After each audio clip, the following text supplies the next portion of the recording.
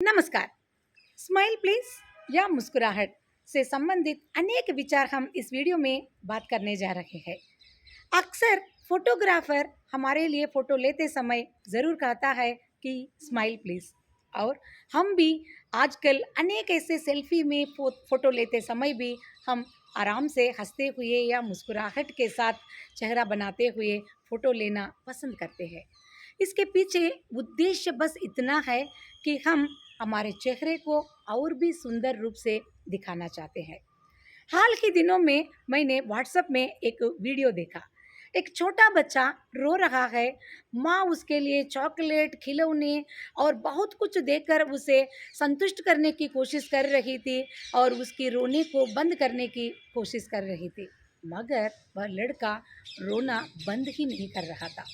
तब उसके पिताजी मोबाइल को सेल्फी मोड पे के साथ उसके पास ले जाते हैं और फोटो खींचना शुरू करते हैं।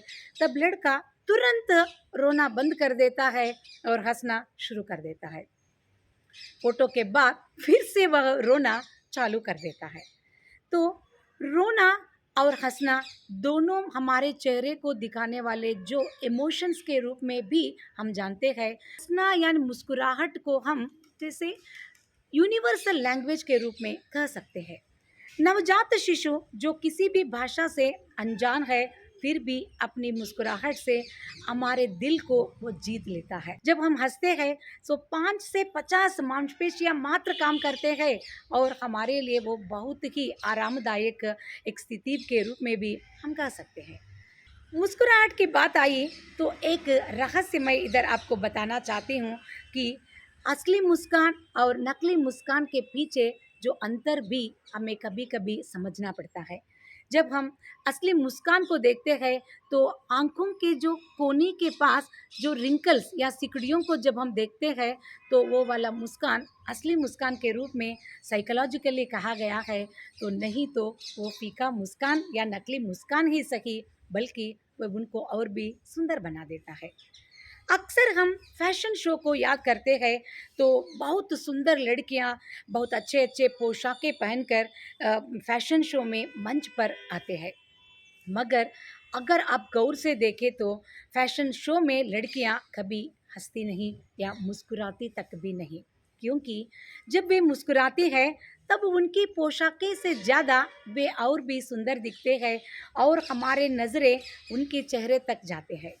तो वे हंसते नहीं, बल्कि अपनी पोशाकों को अच्छी तरह से सुंदर प्रस्तुति करने के उद्देश्य से गंभीर रूप से वे मंच पर खड़े हो जाते हैं। हमें यहाँ एक सीक्रेट या रहस्य पता चल जाता है कि बहुत मूल्यवान कपड़ों से या गहनों से ज़्यादा हमारी मुस्कुराहट और भी कीमती है।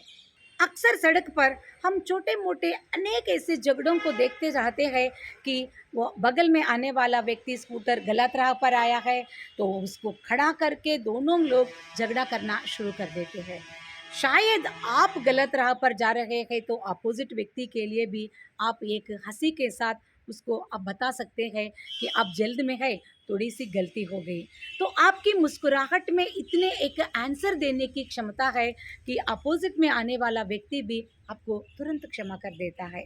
और आप भी खुद व्यक्ति ऐसे कि कुछ गलती से आया है फिर भी वो मुस्कुरा रहा है, आपको देखकर आप भी उसको क्षमा ज़रूर कर देते हैं। कि मुस्कुराहट में हम दूसरे व्यक्ति को समझने की या पढ़ने की ताकत भी ज़रूर अनुभव कर सकते हैं। और कुछ रिसर्च या शोध कार्य के द्वारा पता चला है कि अनेक इंटरव्यूज़ में, साक्षात्कार में कुछ लोग बहुत ईमानदारी से मुस्कुराहट अपने चेहरे पर रखते हुए उत्तर देते हैं। उनको कुछ प्रश्नों का उत्तर समझ में ना आने से भी उनको वो नौकरी मिल जाता है।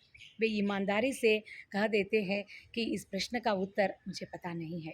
फिर भी उनके चेहरे पर जो मुस्कुराहट है, उनसे प्रश्न पूछने वालों को उनकी ईमानदारी का पता चल जाता है।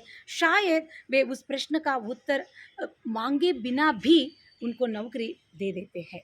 मुस्कुराहट में ऐसी शक्ति है कि दूसरे दिल के अंदर भी झांक कर हम शायद देख सकते हैं। मुस्कुराहट की बात आई तो मुझे श्री कृष्ण याद आते हैं। जैसे सूरदास के पदों में एक पद का वर्णन ऐसा है कि श्री कृष्ण गोपिकाओं के घर में जाकर दूध दही मक्खन चुरा देता है, मगर जब गोपिका उसे रंगीन हाथ पकड़ लेती है तो श्री कृष्ण बहुत भोले चेहरे देकर और मुस्कुराहट के साथ कहता है कि मैंने तो आपके घर में चोरी नहीं की, बस मेरे दोस्तों ने चोरी की है। तो श्री कृष्ण का यह उत्तर सुनकर गोपिका फिर से उसे प्यार का चुंबन देकर उसे भेज देती है। हमारे मुस्कुराहट में भी यही एक ताकत है, ऊर्जा है। अगर हम अनेक ऐसी समस्याओं में या तो काम में व्यस्त ऐसे हो जाते हैं कि कभी कभार हम भूल जाते हैं कि तनिक हमारे चेहरे पर मुस्कुराहट हमें और भी सुंदर और हमारी समस्याओं को सुलझाने का एक मंत्र के रूप में भी हम अपना सकते हैं।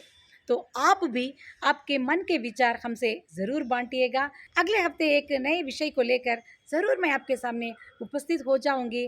और मोटिवेशनल काफ़ी बातें चैनल को अगर आप अब तक सब्सक्राइब नहीं किया है तो सब्सक्राइब कीजिएगा और अपने मित्रों को भी ज़रूर एक बार फॉरवर्ड कीजिएगा। नमस्कार।